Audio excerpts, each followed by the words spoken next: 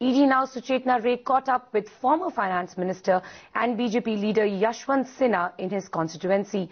This time, Sinha's son is contesting from his father's seat. On the campaign trail, the father-son duo shared insights with ED Now on what ails the economy. Let's hear it. You've been a financial wizard, so you've advised people where to invest. Why do you think people of Hazaribagh should invest in you? That's a good question, and the answer is very straightforward. I think when it comes to development, the BJP government and I myself will offer much more development to the people of Hazaribagh and to the people of India than any other candidate or any other party can. And as my father said, there are both local issues as well as national issues that are on people's minds. And when you think of it from a local perspective, I'm the only candidate that's actually written a very specific and concrete vision for the people of Hazaribagh, and whether it's Bijli Sadak Pani, whether it's a hospital, whether it's improving the Anganwadi program, I've gone to a level of detail and specificity that none of the other candidates have. So you talk about the development plan. Do you think Modi has a magic wand? Because we have structural issues in our economy. How will he tide over that? No, there are two parts to this question, or the answer to this question. The first part is, growth of the economy, for which a number of macro and sectoral steps will have to be taken. An economic growth rate will have to be raised. The second is pure developmental issues. Now, it's not that we are not spending the money on development, on Bijli Pani Sadak. It's only that the schemes are not being properly implemented. And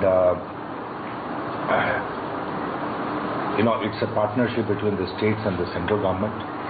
That partnership will have to be strengthened in order to ensure that the money given to the states for Bijli Pani, Sadak, etc. is properly spent. As you are campaigning, how are you balancing the Swadeshi ideologue with, say, the new age modern economic compulsions? No, I don't think there is any such tension. I think what everybody that's in the Bharatiya Janata Party wants is a strong India and a successful India. And I think the manifesto for the party has been quite clear that it welcomes FDI in all sectors except for multi-brand retail. Why this irritation against multi-brand retail? No, because this is, I think, a very thoughtful position that the party has taken. Everywhere in the world, when there are adjustment issues related to trade and investment, there are transitions and there are adjustments that have to be made, because you have to take into account the larger interest of the nation.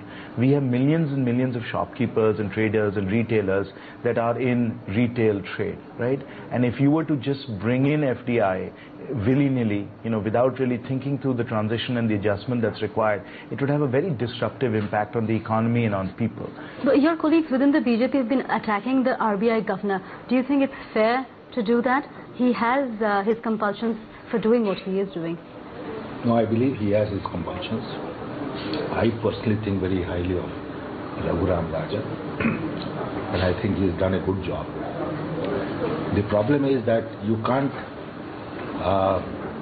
not create the conditions which will enable RBI to act in a different way.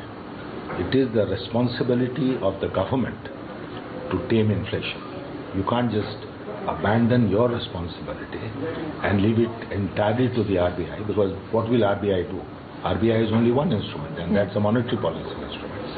And that's what Rajan's predecessor has done.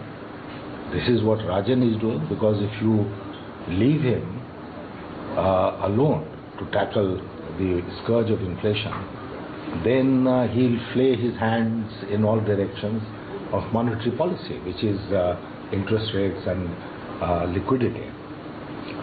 So it is always and the primary responsibility of the government of India to ensure that inflation is tamed.